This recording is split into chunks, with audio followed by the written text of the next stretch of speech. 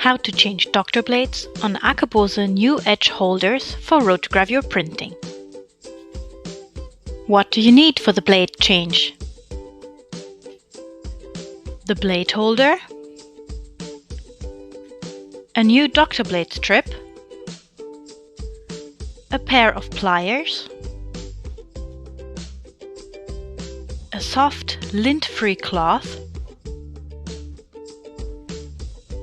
and a pair of safety gloves. Apply pliers to the outer corner of the worn doctor blade at the holder end. Pull out the blade in line with the holder. The backup blade remains in the holder. Insert a new doctor blade corner first, starting at the end of the holder. Make sure you put it behind the backup blade.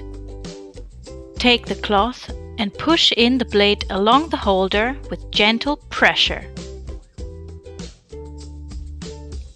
That's it, ready for printing in seconds. Follow us on LinkedIn and YouTube for more tips and product insights.